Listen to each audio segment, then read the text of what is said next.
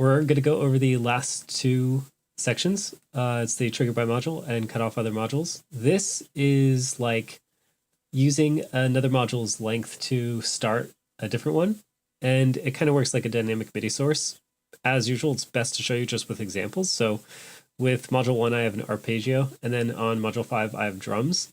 So if I want to trigger module 1 with module 5, I just choose module 5, and then it allows me to pick a percentage of the length of module 5 that I want the first module to come in at.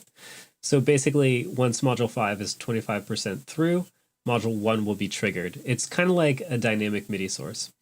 So right now, I have module 1, the note trigger, on any, but if I just change it to dynamic MIDI, then it won't be triggered by notes coming through on the global channel, but it will be triggered by module 5's when module 5 is 25% through its length. And length in a GE is designated by the number of patterns in the phase group. You can choose the amount of patterns. Right now this has 16 patterns.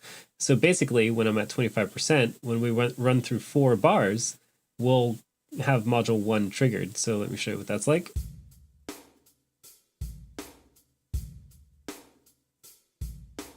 One, two, three, four, 1, 2. So the next.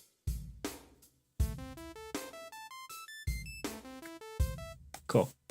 Another way to do that is if you do want to keep this on any note, you could just have module 5 cut off module 1's start. In other words, when this module starts, it cuts off or doesn't allow some other module to start. So with this setting, we should get the exact same response.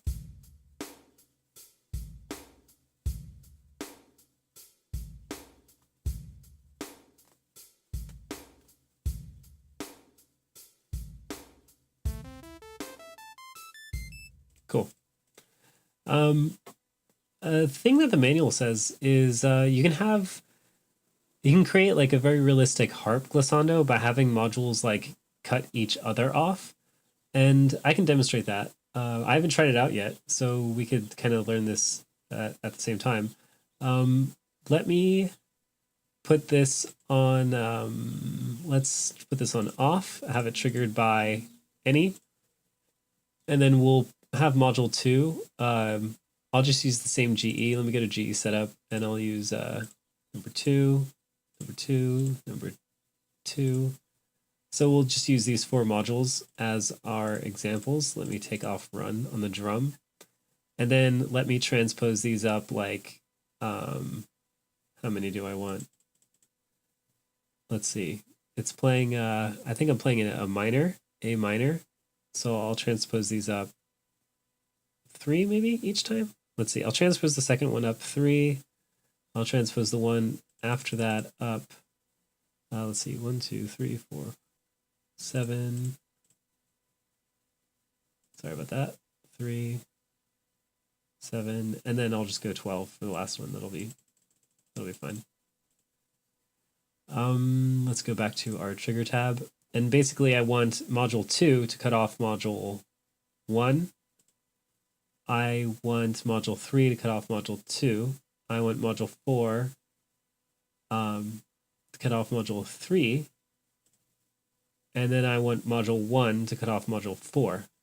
And then I want to put these on dynamic MIDI so they're not triggered right away, and they're only triggered by basically the trigger by module, which is kind of like a dynamic MIDI source. So I'll have module 1 triggered by triggered by module. I'll have it triggered by module 4, have module 2 triggered by module 1, have module 3 triggered by module 2, have this triggered by module 3, and then I'll put them all in 100%.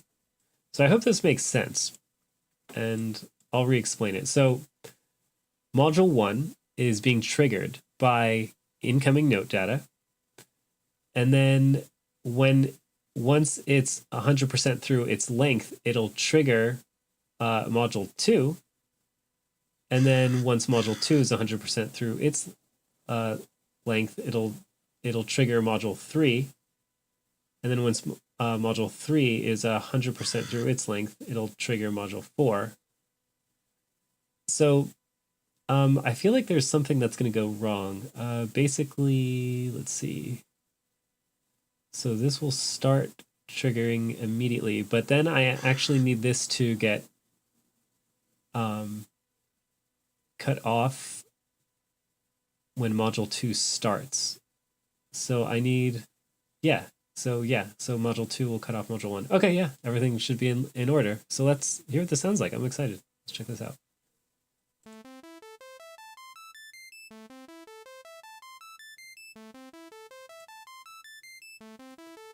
Oh, and I have the so since the length is so long, since it's 8, I only want one pattern, so that way it just runs through one pattern, and then let me do that for all the GEs. Even though they're the same GE, I actually do have to change them individually, since I don't want to overwrite this GE. I don't want to change its initial settings. Okay, cool. So now this should work. Here we go. And also this is a good demonstration to show you how changing the pattern length will change when the other modules come in. So anyway, let's hear this. Oh.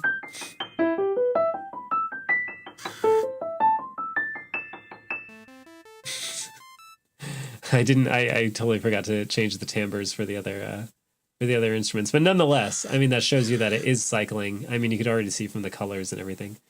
But yeah, so that's everything for the last 2 little sections here. And by the way, this is really good because you know, even though you could have like the start of a module delayed, the manual has a really good explanation of this. Like with this parameter set, since modules start and stop based on a percentage, you could basically have like a different length of notes. You can have any length of notes you want in the note series, and everything will behave correctly. So it's a lot better than like a delayed start. But yeah, just consult the manual. It explains that a lot better than I can. Like, in fact, I have I think just a single note, yeah, on number 8. So let's if we were just playing a single note, it would behave like the same way as far as triggering the modules. Let me just show you that real fast because I want to hear that. So it's going to sound weird since there are different timbres, but let's just check it out.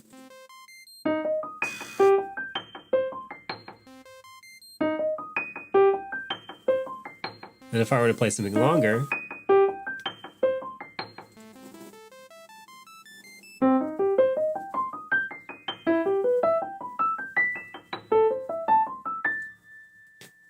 thank you for watching, and I'll see you next time. Bye.